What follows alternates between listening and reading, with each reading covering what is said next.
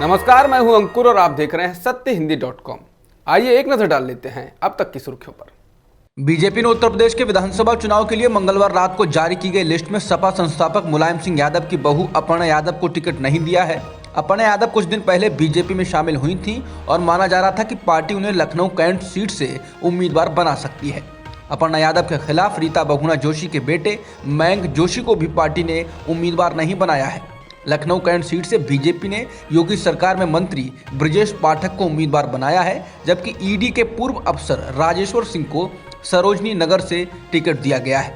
राज्य सरकार में मंत्री स्वाति सिंह और उनके पति दयाशंकर सिंह इस सीट से टिकट मांग रहे थे। बीएसपी की प्रमुख मायावती आज आगरा में पार्टी के चुनाव प्रचार का आगाज करेंगी। मायावती पश्चिमी उत्तर प्रदेश से ही आती हैं और यहाँ के दलित समुदाय में उनकी जबरदस्त पकड़ है। पूर्व मुख्यमंत्री मायावती का ये कोर वोटर कभी भी बहुत ज्यादा उन्हें छोड़कर नहीं गया है और बीएसपी को उम्मीद है कि इस बार भी पार्टी को दलित मतदाताओं के साथ ही सोशल इंजीनियरिंग के चलते बाकी जातियों के मतदाताओं का भी वोट मिलेगा। लेकिन देखना होगा कि इस बार के चुनाव में क्या दलित मतदाता पश्चिमी उत्तर प्रदेश में सपा रालोद गठबंधन के साथ जाते हैं या फिर मायावती का ही साथ देते हैं।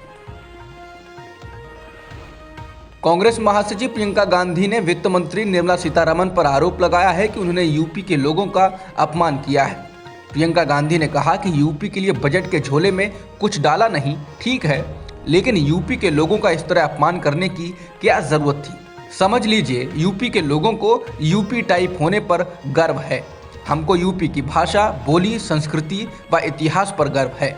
बता दें, बजट के बाद कांग्रेस नेता राहुल गांधी ने बजट को जीरो बताते हुए ट्वीट किया था। इसके बाद उनके ट्वीट को लेकर पत्रकारों ने वित्त मंत्री से सवाल पूछा। निर्मला सीतारमण ने वित्त राज्य मंत्री पंकज चौधरी से कहा कि वो जवाब दें। पंकज चौधरी ने जवाब में कहा कि राहुल गांधी को बजट समझ में नहीं आया है, बजट में सभी चीज़ों के लिए घोषणाएं की गई हैं। जवाब खत्म होते ही निर्मला सीतारमण ने कहा कि उन्होंने पूरी तरह से टिपिकल यूपी टाइप जवाब दिया है। मुझे लगता है कि यूपी से भागने वाले सांसद के लिए इतना काफ़ी है। जिसके बाद सोशल मीडिया पर लोगों ने भी सवाल पूछा कि वित्त मंत्री बताएं कि यूपी के लोग जानना चाहते हैं कि यूपी टाइप क्या है। बिहार के पूर्व उप मुख्यमंत्री सुशील कुमार मोदी ने छात्रों के मुद्दे को राज्यसभा में उठाया है। उन्होंने राज्यसभा में कहा कि उनका आग्रह है कि रेलवे ग्रुप डी की एक ही परीक्षा कराई जाए। पहले एक परीक्षा कराने का ऐलान किया गया था, लेकिन अचानक से दूसरी परीक्षा कराने का फैसला कर लिया गया। ये ठीक नहीं है। उन्होंने कहा कि ये ग्रुप डी के लिए परीक्षा है, किसी आईएएस पीसीएस के लिए नहीं। सुशील मोदी ने इसके साथ ही एनटीपीसी के रिजल्ट को लेकर कहा कि 35,000 सीट हैं, इसमें 3.5 लाख रिजल्ट और घोषित किए जाने चाहिए। एक छात्र एक रिजल्ट, एक छात्र का 3 जगह नाम है, इसलिए जो 7 लाख का रिजल्ट घोषित किया गया है वो दरअसल 3.5 लाख का है। सुशील मोदी ने कहा कि मेरा आग्रह है कि कमेटी की सिफारिशों का इंतजार नहीं करना चाहिए, उससे पहले ही छात्रों की मांगें मान लेनी चाहिए। बीबीसी को दिए एक इंटरव्यू में रेलवे मंत्री अश्विनी वैष्णव ने कहा कि रेलवे ग्रुप सी लेवल 1 की परीक्षा को एक बार में कराने को तैयार है, बशर्ते कमेटी ऐसी सिफारिश करती है तो। बता दें, इसी को ग्रुप डी की परीक्षा भी कहते हैं। इसको लेकर छात्रों की मांग है कि ग्रुप डी की परीक्षा 2 की बजाय 1 चरण में हो। छात्रों की अन्य मांग है कि आरआरबी एनटीपीसी की परीक्षा में 20 गुना रिजल्ट जारी किया जाए। मालूम हो, रेलवे ने छात्रों के विरोध प्रदर्शन के बाद उनकी समस्याओं के समाधान के लिए एक कमेटी बना दी है। कमेटी की सिफारिशें आने तक परीक्षा को भी स्थगित कर दिया गया है। बिहार विधान परिषद के चुनाव में जैसी तकरार सरकार चला रही एनडीए के अंदर है, वैसे ही विपक्षी महागठबंधन में भी है।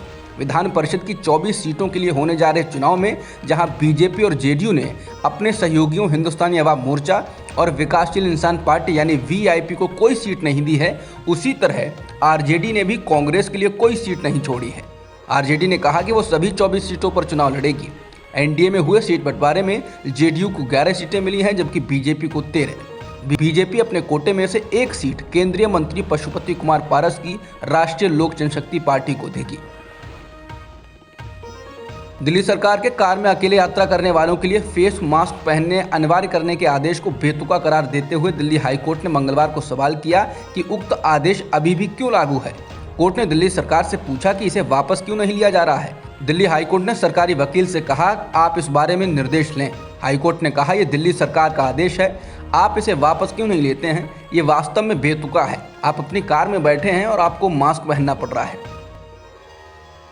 भारत में पिछले एक दिन में कोरोना संक्रमण के 1,61,000 से अधिक मामले सामने आए हैं। इसके अलावा एक दिन में ही 2,81,000 से अधिक लोग ठीक हुए हैं।